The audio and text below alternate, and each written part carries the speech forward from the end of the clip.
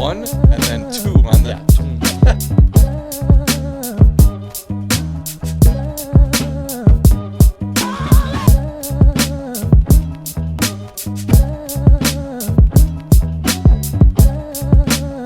So yeah, lots happening. We haven't done a little UFC recap in a while. We're not going to cover everything right now, but I mean, recently there's been a lot of action. Yeah, absolutely. A lot of controversy as usual. You know, nothing new. Yeah, the first thing that pops into mind is Contender Series, most recent, or we can go. Yeah. So yeah, last night, crazy. I mean, we always forget to watch the Contender Series for some reason, and it's great when we do watch it because Tuesday night, what are you doing on a Tuesday night? You can watch some UFC. Exactly. It was, like you said, we usually miss it, but it was crazy. We were watching it Tuesday night, and it was so awesome that we're watching fights on a Tuesday night. And I'm definitely never going to miss another one.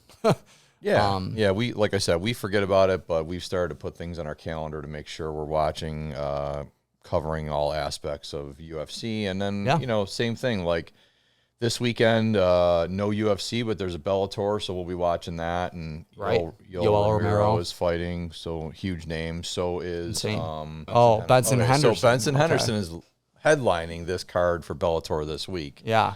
And Yoel Romero, I believe, is the co-headliner. So, lots super interesting. Lots going on, and like I said, we're going to start branching off into some of that, maybe some bare knuckle.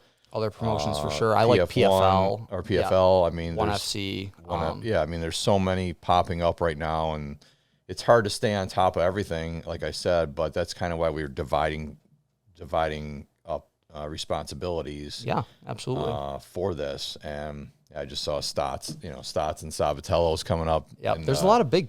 I mean, that's gonna be a great fight. Yeah, right here. But yeah, Contender Series is awesome. I mean, it's amazing. 17-year-old got a contract last night, and Rosas Jr. Raul Rosas Jr.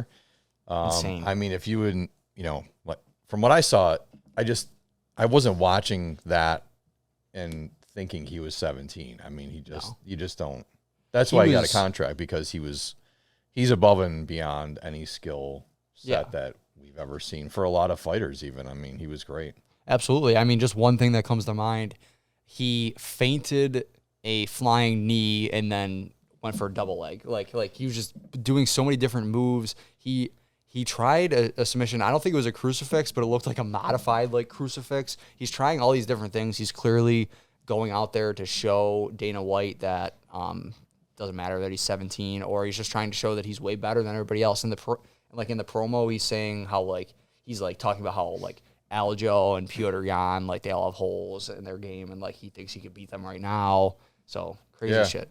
Well, I mean, you could see it in his transitions on the ground. I mean, rolling around and just keeping the top position, and it was just, I thought it was a great fight. I mean, he's super skilled and he showed it. And obviously he's 17, but I mean, he's made some bold predictions saying he's going to be champion by the time he's 20. So yeah, exactly. Yeah, I forgot he said that too. And then right out the gate in his fight, he threw a spinning back kick. I'm just seeing something about it now. The video's not loading, but I'll throw it up there. So it was almost clear when I was watching it, I had the thought that he was trying to show everything in his repertoire, and he did. He showed, he was talking this huge game, like I said before, and he showed that he's definitely legit, and he's definitely deserving to be the youngest person to ever get a UFC contract.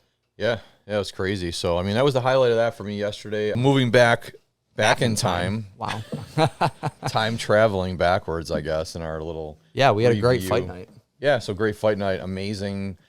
I mean, obviously the two, the main event. Song Yudong. And, right, I'm sorry. And the fight right before the main event. I don't think it was a co-main, but... I mean, technically, I guess, is a co-main. I mean, Gregory Rodriguez, RoboCop. I mean, that guy, fight started, took a massive knee to the forehead and opened up a gash that as big as, the Mississippi River, it seemed like. Oh, my God. And it was just really gross. I mean, you could see tendons and arteries, and I'm, I mean, that legitimately. I mean, that really comes in, and I thought about that today. I was thinking about that. I mean, I can't believe they didn't stop that fight, to be honest. I know. I mean, the cut was super bad, and if there was another blow right there, it could have it could have bursted an artery. I mean, there was something there that we saw. Did you see it was like I don't purple, know. It like, was right? something there, but I don't think that was real safe. Yeah, going on there. Well, the crazy thing is that happens, and then between round 1 and 2, they're kind of deciding that the commentators are saying they're definitely going to stop the fight. They decide not to stop the fight, and it was clear that this Chidi guy, the other guy, kind of just thought that he was going to come out in round 2 and be defeated, basically. I don't know. He came out. Yeah. RoboCop comes out in round 2 and just smashes him. Yeah, and that's not an easy guy. I mean, that Chidi, what's his last name again? Joe Kwani. I mean, I've seen him fight before, and he is a tough customer. Really, I mean, that was a legitimately awesome fight. I mean, it was back and forth, and definitely. I mean, Rodriguez came back obviously and won the fight, but after being hit in the face like that, I've never seen anybody come back from an injury like that, and definitely not. It legitimately looks like what knocked out Ben Askren, but the heavyweight version of that. Yeah, it was bad. I mean? Yeah. It was super bad. It was bad. Then, the main event, same kind of thing happened. I mean, Sandhagen was, it was pretty close the first few rounds, and Sandhagen definitely was adding up, the punches and adding up the volume. But I mean, Song Yadong hit hard, and he looked really fucking good. And that's what Sandhagen said after the fight. I mean, the guy hits as hard as anybody that he's faced, and you could tell Sandhagen throughout as the fight went on, he changed his game plan a little bit to fight more inside, more dirty boxing, more elbows, and that elbow thing is really what split Song Yadong open over his left eye. Yeah. And I remember originally I kind of thought it was an accidental clash of heads, which is I thought was super unfortunate. And then it was a real nice elbow by him. Like you said, he was focusing more on the dirty boxing, and he literally just slipped like a up elbow kind of I mean, they were coming together, and it was kind of like just didn't seem like much, but he just stuck his elbow up and caught him right. And skinny guys have sharp elbows. That's the kind, and these are 135ers. So I mean, that's not, there's no fat on that elbow. It's probably all bone hitting that eye, and split him open. It was bad, just as bad, just over his eye, not in between his eyes. Right. So that's kind of it for fight night. Like I said, we're not going to spend a lot of time on everything that happened since we last did a podcast, because it feels like it's been a few weeks, and then obviously there's so many UFC events going on. But one thing, the last thing we probably should touch on is, the last pay-per-view and what a mess it was. I mean, this is like, we've been watching. We're no UFC experts, but I mean, we've been watching for a number of years, and this is by far the most confusing, bizarre incident that we've ever seen. I mean, we knew it was gonna, when Nate Diaz is involved, we know it's gonna be bizarre, right? I mean, we know there's gonna be stuff going on. There's gonna be antics and whatever, press conference, shit talking and the whole thing. But this was another. This was Friday. It started Friday. It started Thursday night when they were supposed to have the press conference. Right. And the press conference got canceled because there was a melee backstage, and it really didn't have much to do with Nate Diaz. But as soon as Nate Diaz his crew found out what was going on, they got involved hot and heavy. So right, exactly. Yeah, I mean we've never seen so stupid, really, but it is stupid. We've never seen a UFC press conference canceled.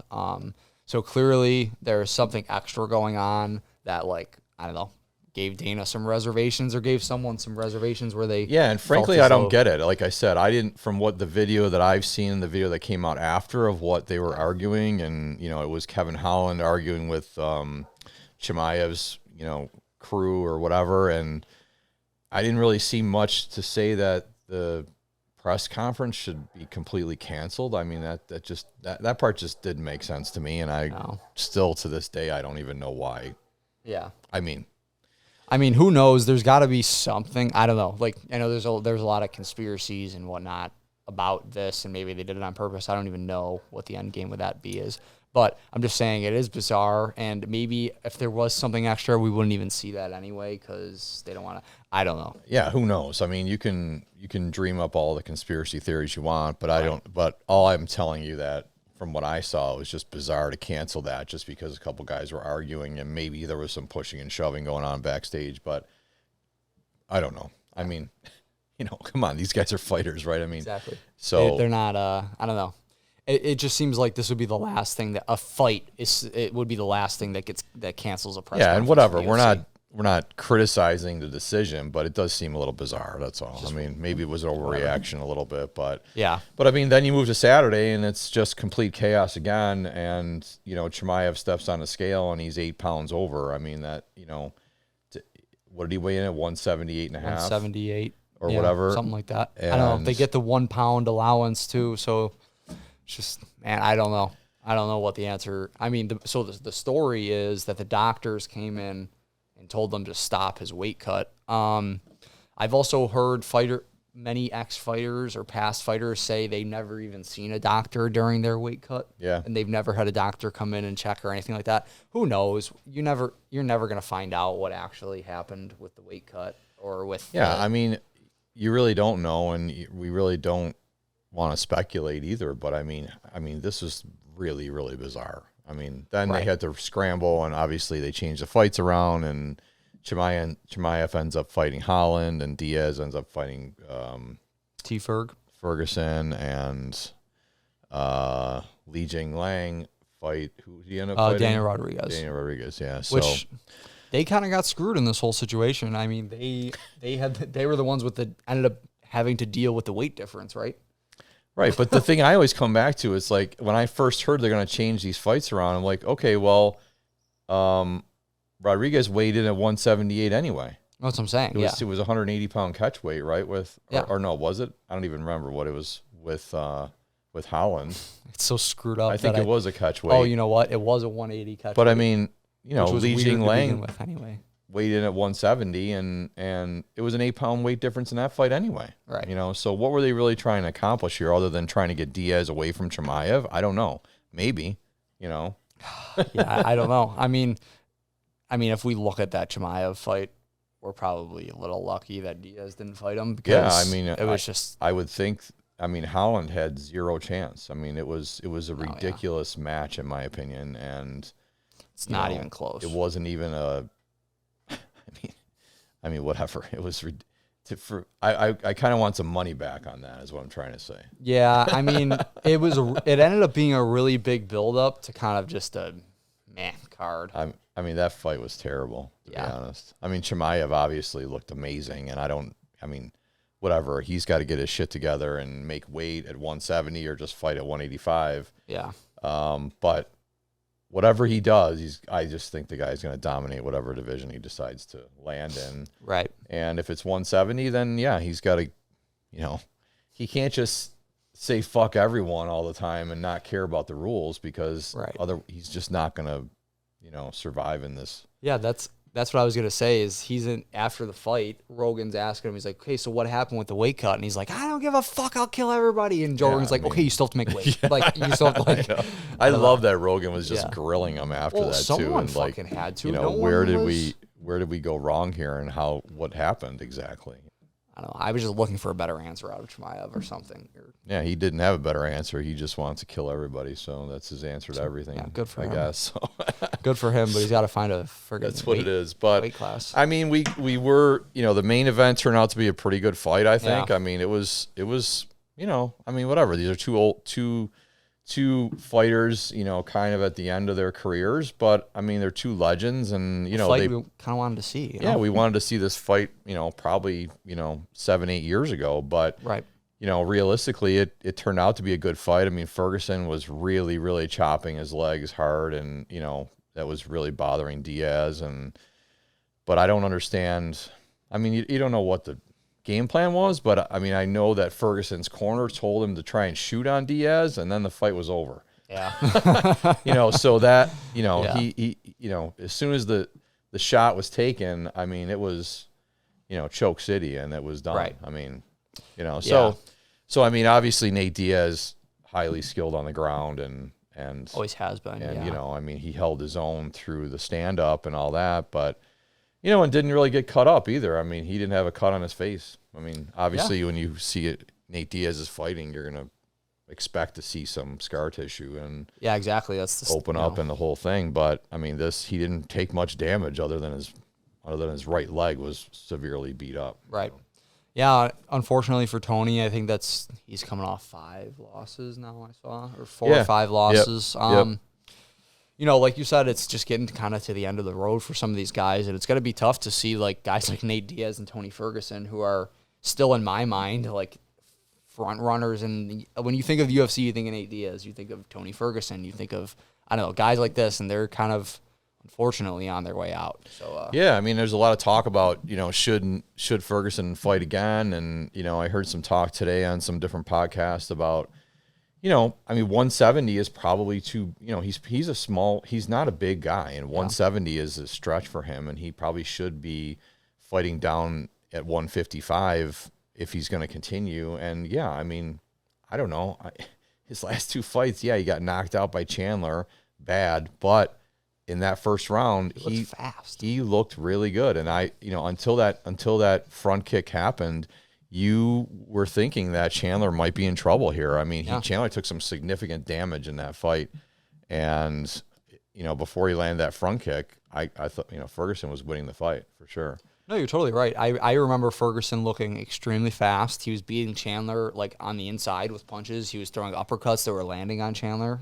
This is a while ago now, but I mean, I didn't see that, in the Diaz fight, I didn't see that same Ferguson. Like, I didn't see the fast hands in it, but I mean, maybe it was a different strategy, and the strategy was to chop his leg, obviously, but I didn't see him, dishing out a lot of fast shots on the feet and not, and trying to get at Diaz, but maybe that's credit to Diaz and his defense too. I don't know, but I think I don't know. To me, I think there's still a place for Ferguson. I think he gets a couple more good fights, and for sure. There's matchups that, I think that would be good for him. And it's obviously not the top guys anymore, but no, there's still fights we want to see though. And obviously, as long as his health is fine and whatnot, there's still fights that I'd like to see him fight for sure.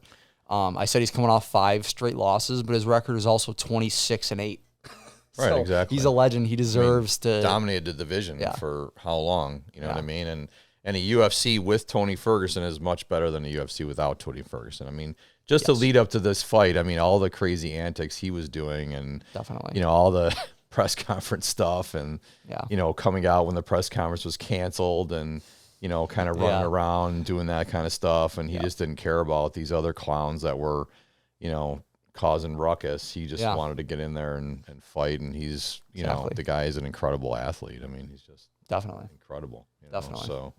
So kind of covered a little bit of everything, but just wanted to get this out there and announce a little Throwing Hammers update and things like that. So follow Throwing Hammers. We're on Instagram now and Twitter and TikTok.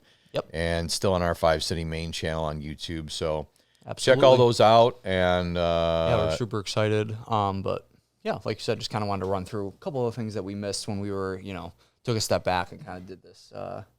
This thing little reboot, but stay tuned. We're pumping out more videos. I know Joe and Jared did a Whole Lot of Bogeys podcast earlier today, so that'll be out tomorrow. It's good. We're gonna try to get it out today. It's most likely gonna be tomorrow, which has no relevance to you watching this video. So yeah, exactly. No, I'm just saying because tomorrow is gonna be like 3-4 days after this video is posted. Anyway, yeah. So all right, whatever. No, but yep. So shoot. So follow Throwing Hammers on all social media. Yep, Twitter. I think it's Throwing Hammers, but 5 City MMA also is the description on that. So yeah.